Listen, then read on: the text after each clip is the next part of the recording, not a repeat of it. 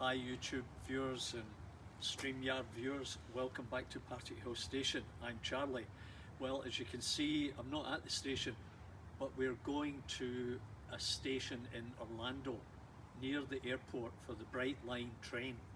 Now it's pretty complicated. You have to drive from here. Tampa takes 2 hours and 15 minutes. That will take us to a parking lot near the airport, and then we'll take a shuttle to the airport, and from the airport we take another shuttle bus or train, and then a 15-minute walk, and that takes us to the Brightline station. It's not really very convenient, but we'll see how it goes, and we'll see you there. Well, good morning everyone. It's the next day here in Tampa. That was a long drive back at night across Florida. So as way of an explanation, while I was recording the video, I decided I'd maybe jump in and try and do a live broadcast.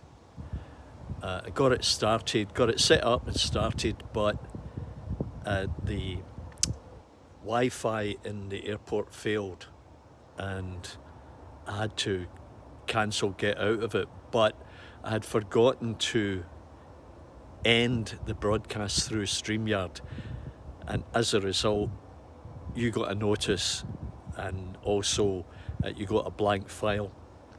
So that's what happened. Anyway, if you do get to Orlando at some point, it's very easy to get to the train station, so just follow the instructions in the video and you'll find it, no problem. As I said, it's unfortunate that there's not a better viewing point at the moment, but that'll improve through time, I think, outside the station. Anyway, I hope you enjoy this, and we'll catch you later. Bye for now.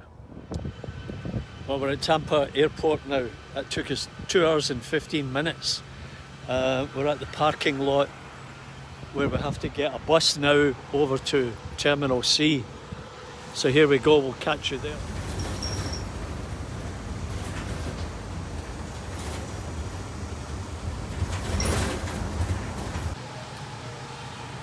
So that's the location that we come to take the shuttle bus back to the parking.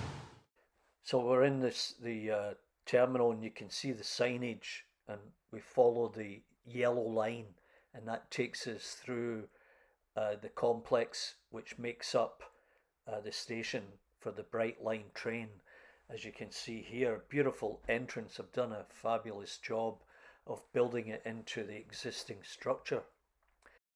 So let's just go in and have a look and see what's happening in there, and whether or not we can get through access into the platform area. Beautifully lit area, finished in marble. Like it's beautiful. And there's the ticket machine, as you can see, and the various trains that are arriving and then subsequently returning down to Miami. It's pretty regular. There's the gate, you have to go through the security. Not really sure whether this is going to work or not.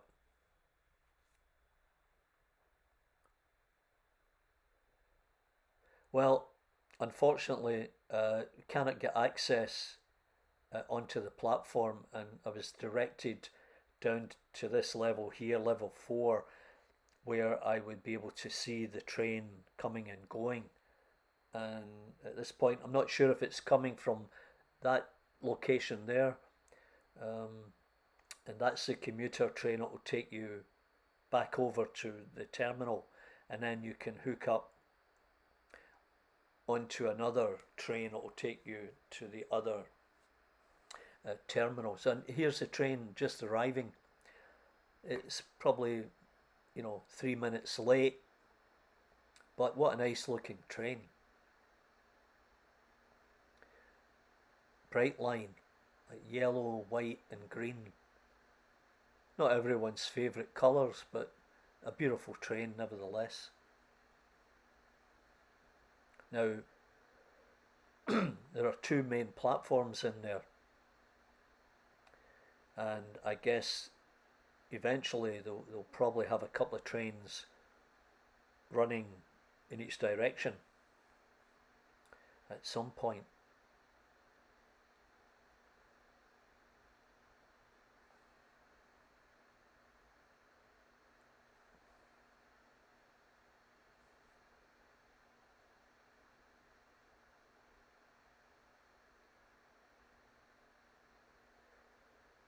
It's a diesel locomotive, but it's also a high-tech type of fuel, environmentally friendly.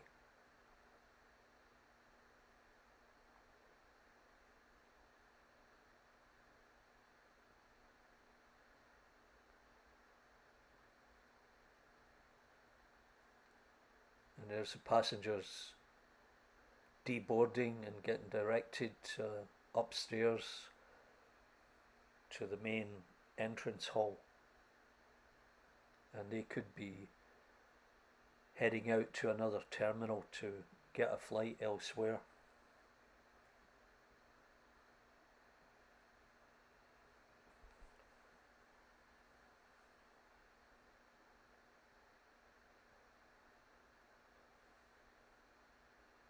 Yeah, it's really unfortunate I couldn't get onto the platform, and I couldn't see the locomotive because of that escalator there.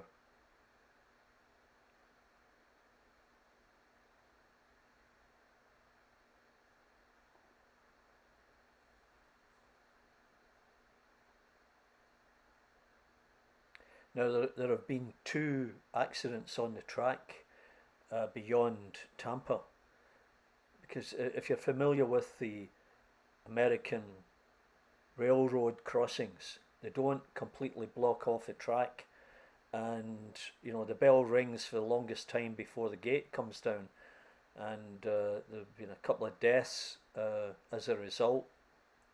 Maybe it's time they looked at the British design for railroad crossings, where it's completely enclosed or cut off. I'm having to do a voiceover here because the Wi-Fi, well, no, not the Wi-Fi, but that's a separate issue. The constant pipe music, which would probably strike me off YouTube, so I've had to revert to doing the voiceover here, which has complicated the issue, made it, a longer period of time before I could get this posted. Well, that's unfortunate. I just tried to go live here, but I just can't get enough power out of the Wi-Fi system here at the Brightline train station at Orlando Airport. Let's just have a look at the train again. So I think most of the passengers are now on board. A platform ticket for $1 would be great for people like myself who would like to see the train without buying a ticket to ride.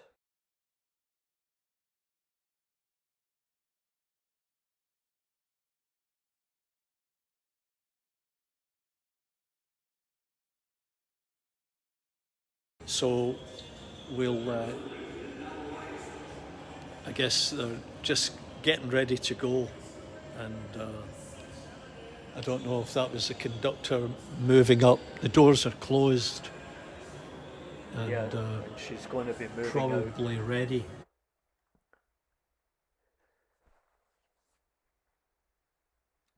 Yeah, I can't get a good view of it there as a result. Oh, there she goes. So it's heading south to Miami with a couple of stops in between. Oh, there's a different view of the train spotter himself. I hope you get some good footage, and I hope the Wi-Fi is working, which can be problematic. No doubt you'll hear something about that. So there's a set of signals there, and I think it's going to stop just at those signals before it gets clearance to completely leave the station and get onto the main track.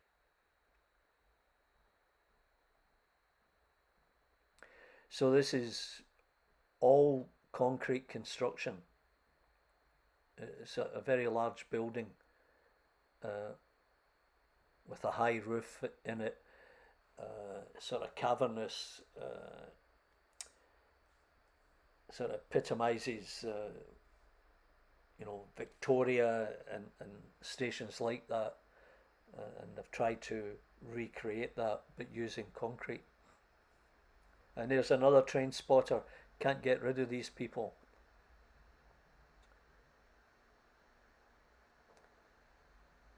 So it's just waiting there. And yeah, I think it's beginning to move again. I think one of the stops is, it might be Fort Lauderdale or West Palm Beach. I think West Palm Beach is the next stop. Certainly beats driving, that's for sure. It's a long drive down to Miami. You forget how large the state of Florida is. You can probably just see it going around the curve there, heading south. High-speed service to Miami, 3.5 hours, $49 US one way. That's excellent service, terrific.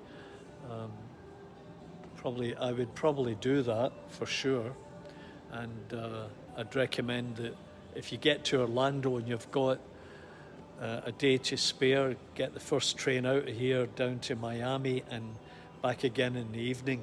So that would be 100 US return or thereabouts. A great deal and a whole new experience in modern train systems here in the United States of America. And as I said, they're going to run it from here to Tampa, Tampa down to Naples, Naples across to Miami, and then back up here.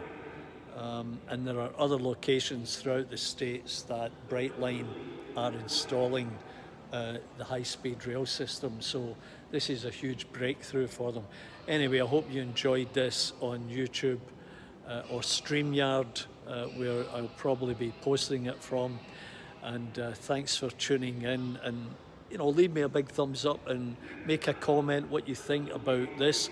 Maybe that's something Hornby can produce, is the Brightline high-speed train, because I know the Americans will probably be all over that one. Anyway, we'll catch you later. Bye for now. This is Charlie signing off from Orlando, Florida. So that's the Brightline station there on the other side of the road from the terminal building.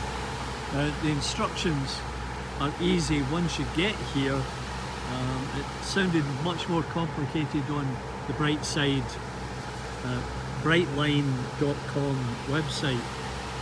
Anyway, yeah, so you can see the construction. There's the platforms. That's the end of it, and from there you see the lights, signal lights. It will go on as it continues out towards Tampa in that direction.